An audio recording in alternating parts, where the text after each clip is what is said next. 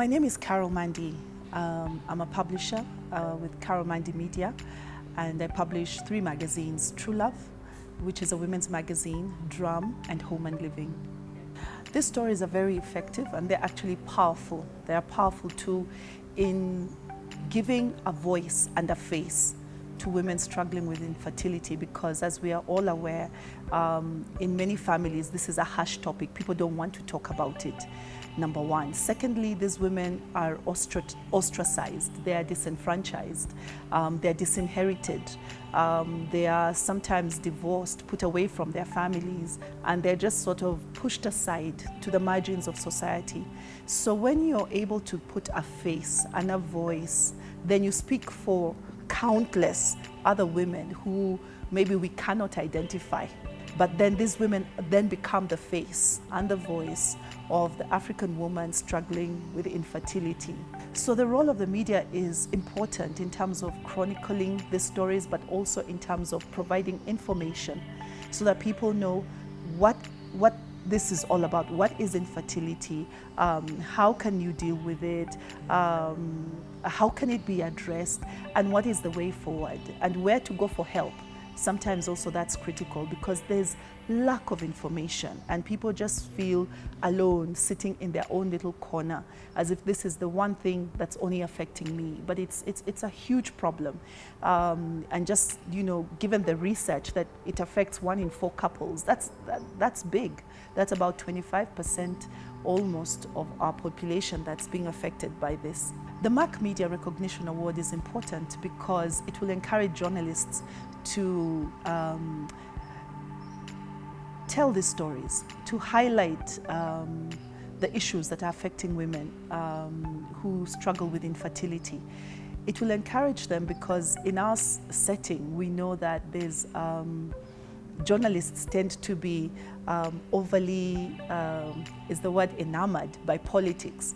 So any stories of women, something that's affecting half the population, and it's not given the visibility or the attention that it deserves. And so I think it will encourage journalists to actually go beyond what it is that they do and the stories that they focus on, and actually look at the nitty-gritty of this issue, tell these stories, but also apart from that, offer hope, to women and men. Well, the media can break the stigma by the messaging. It's about creating positive messages about this issue and women struggling with this issue, and consistently reinforcing these messages regularly on a weekly basis, on a monthly basis, but not just letting this be something that you talk about once a year, but that's something that comes up regularly and that it's given prominence, because it's a critical aspect of a woman's life and we need to talk about it, and we need to empower her to continue. She's no less of a woman because she cannot have a child. She's still a woman, and she's no less productive or meaningful to her society and her community because she has not born a child. She's still just as important. And so that message needs to be constantly reinforced. And once that is done, then I believe you begin to break the stigma.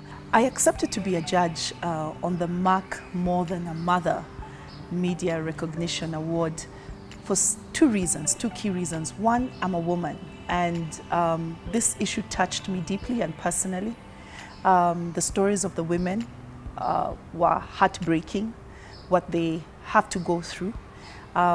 Being a mother, and a woman, I know just how I loved the whole experience of motherhood, and to not have that, sometimes through no fault of your own, nothing you have done, it's just something that has happened to you, and even sometimes it's not even anything that has anything to do with you as a woman. It could even be your partner who is unable to do this. But then the way the community sort of gangs up against these women, and I want to be part of helping these women get a voice, or just raising awareness towards this issue. And let's not say that, there's anything wrong with you simply because you've been unable to have a child, biologically bear a child.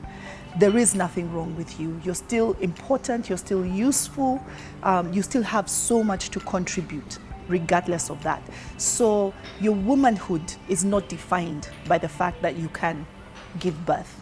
And yet culturally, it kind of was. Your worth kind of was, dependent on the fact that you could have a child, and in some instances have a male child. It wasn't even enough to have, children, as long they needed to be male children. So as a woman, those issues affect me, and they touch me on a deeply personal level.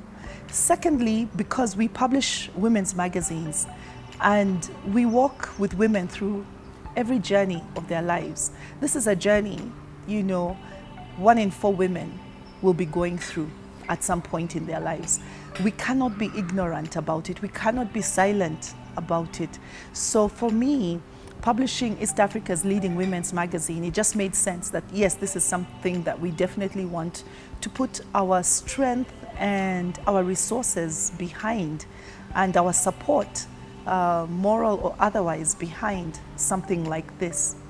What I can do as an ambassador is to continue to create awareness through our products, through our platforms, to tell the stories of these women, to provide a ray of hope, and tell those stories in a way that doesn't also further dehumanize them. Because there is a way that you can tell a story that leaves the person who's telling the story in a place of victimhood. I want to be able to have these stories be positive stories of women moving beyond this issue of their lives and still continuing to be useful members of society, and to believe that they are actually useful members of society. To be able to break that and to give these women hope by telling the stories or showcasing stories of women who are living or dealing with this issue, but still thriving in their communities, wherever they are. So for me, that's my commitment, is to continue to spotlight this issue positively.